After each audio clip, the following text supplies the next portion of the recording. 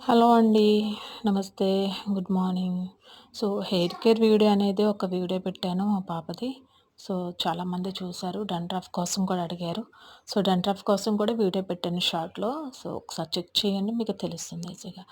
ఇప్పుడు వింటర్ సీజన్‌లో వచ్చేసి హెయిర్ అంతా కూడా చాలా డ్రైగా, ఫ్రీజీగా, గడ్డిలాగా అయిపోతది ఎంత కేర్ చేసినా. ఎందుకంటే మనం వాడే షాంపూస్ కానీ, ఆయిల్స్ కానీ చాలా జాగ్రత్తగా ఉండాలి. కెమికల్స్ లేనటువంటి షాంపూస్, పారాబెన్ ఫ్రీ ఉన్నటువంటి, సల్ఫేట్ ఫ్రీ ఉన్నటువంటి షాంపూస్ మాత్రమే యూజ్ చేయాలి. ఎప్పుడైతే మీ షాంపూ అనేది కరెక్ట్‌గా లేదో ఈ సీజన్‌లో మీ జుట్టు అనేది ఇంకా డ్రై అయిపోతుంది.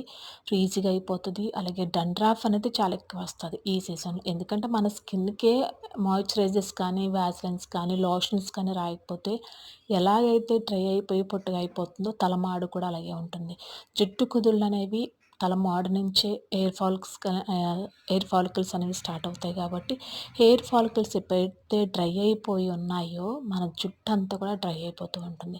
మన తల మాడు అనేది చాలా నీట్‌గా అండ్ మాయిశ్చరైజ్డ్‌గా ఉండాలి. ఇక్కడ ఎప్పుడైనా దువ్వెనలు దువ్వేటప్పుడు ఎప్పుడు కూడా ఆయిల్ పెట్టే ముందు ఏం చేయాలంటే, ఇలాగ చిక్కులు తీసుకోవాలి. చిక్కులు తీసేటప్పుడు నార్మల్ దువ్వెనస్ ఉంటాయి కదా! ఆ దువ్వెనస్ ఫస్ట్ మీకు చూపించాను చూడండి. ఆ దువ్వెనస్‌తో తీసేస్తా ఉంటారు. అలా తీయడం వల్ల ఏమవుతుందంటే చిక్కులు రావడం అలా పక్కన పెట్టండి. ఎక్కడికక్కడ జుట్టు తెగిపోతూ ఉంటదనమాట. అలా కాకుండా నేను పెద్ద పళ్ళున్నటువంటి దువ్వెన చూపించాను కదా! ఆ దువ్వెనతో తీయండి. ఆ దువ్వెనతో తీస్తే గనక మీకు ఒక్క వెంట్రుక కూడా రాలదు. అలాగే జుట్టు కూడా ఎక్కడ తెగిపోకుండా చాలా సాఫ్ట్‌గా వచ్చేస్తుంది. లైవ్‌లో రిజల్ట్ కూడా మీరు చూసారు క్లియర్‌గా.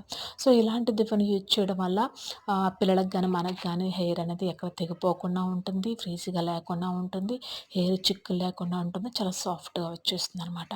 ఇప్పుడు ఆయిల్ అనేది పెట్టుకోవాలనమాట. ఈ ఆయిల్ అప్లికేషన్ అనేది కూడా చాలామంది కూడా చాలా రాంగ్ వేలో పెడతా ఉంటారు. రాంగ్ వేలో అంటే తలమాడుకు పెట్టుకోకుండా ఓన్లీ జుట్టుకి మాత్రమే పెడతా ఉంటారనమాట.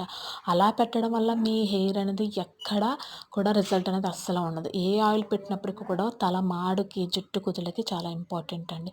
అలా పెట్టడం వల్ల ఏమవుతుందంటే జుట్టు కుదుళ్ళన్నీ కూడా చాలా స్ట్రాంగ్‌గా బలపడతాయి. హెయిర్ గ్రోత్ అనేది ఉంటుంది కూడా. ఇలా జుట్టుకి ఆయిల్ పెట్టే ముందు జుట్టు అనేది ముందు 2 పాయలుగా తీసుకున్న తర్వాత అప్పుడు తలమాడుకి ముందు అప్లై చేసుకుంటూ ఉండాలనమాట. తలమాడికి అప్లై చేసిన తర్వాత అది కూడా ఎలా అప్లై చేయాలంటే 2 పాయలుగా తీసుకొని ఆ 2 పాయలు మళ్ళీ చిన్న చిన్న పాయలు తీసుకోవాలి. అలా చిన్న చిన్న పాయలు తీసుకోవడం వల్ల నూనె అనేది ప్రతి జుట్టుకి ప్రతి వెంట్రుకకి కూడా ఈవెన్‌గా చక్కగా స్ప్రెడ్ అవుతుంది, అంటుకుంటుంది. ఒకసారి మీరు ఈ టిప్ అనేది ట్రై చేసి చూడండి. కింద నాకు కామెంట్ సెక్షన్‌లో కామెంట్ కూడా చేయండి.